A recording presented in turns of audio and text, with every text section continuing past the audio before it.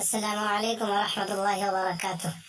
गिराम क़द्र नाज़रीन, हमारे इस प्यारे और ख़ूबसूरत वतन अज़ीज़ हिंदुस्तान में जो हाल में हुकूमत की तरफ से कानून पास किया गया है, उसके बारे में पूरे मुल्क से और मुल्क के कोने चप्पे चप्पे से और मुल्क का बच्चा बूढ़ा जवान हर कोई ये आवाज़ लगा रहा है कि यह कानून हमारे इस मुल्क की खूबसूरती के ख़िलाफ़ है। इस कानून से हमारे देश और हमारे मुल्क और मिल्लत को बड़ा नुकसान है, इसलिए इस कानून को वापस लिया जाए। और अब ये आवाज़ सिर्फ मुल्क हिंदुस्तान नहीं बल्कि पूरी दुनिया में गूंजने लगी।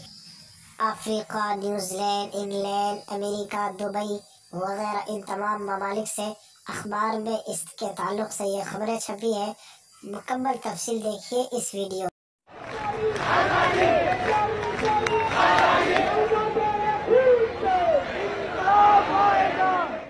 विवादित नागरिकता कानून पर भारत के साथ साथ विदेशी मीडिया में भी सरगर्मी दिख रही है। विदेशी मीडिया संस्थानों में हो रही रिपोर्टिंग भारत की छवि को अंतर्राष्ट्रीय स्तर पर धक्का पहुंचा रही है।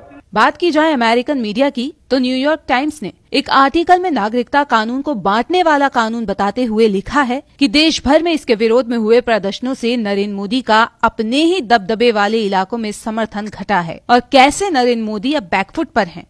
इंग्लैंड, जहां बड़ी तादाद में भारतीय बसते हैं, वहां की मशहूर अखबार टेलीग्राफ ने लिखा है कि भारत के प्रधानमंत्री नरेंद्र मोदी ने अपनी हिंदूवादी सरकार के नए नागरिकता कानून का बचाव किया है, जिसके खिलाफ देश भर में प्रदर्शन हो रहे हैं।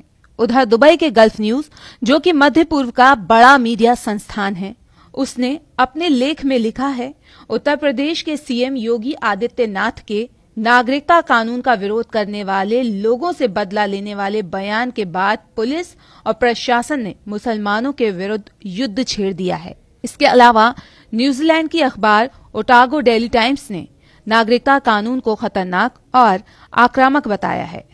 अखबार ने अपने लेख में लिखा है कि भारत का नया नागरिकता कानून खतरनाक है क्योंकि ये मुसलमानों के खिलाफ भेदभाव को प्रोत्साहित करता है। साथ ही लेख में बताया गया है कैसे ये कानून भारत जैसे एक धर्मनिरपेक्ष राज्य की संवैधानिक प्रतिबद्धता को कम करता है। साउथ अफ्रीका के अखबार सिटीजन ने जोहान्सबर्ग में भारतीय दूतावास के बाहर हुए नागरिकता विरोध प्रदर्शन को कवर किया और नए कानून को मुसलमान विरोधी तक बताया। ब्यूरो रिपोर्ट, गो न्यूज।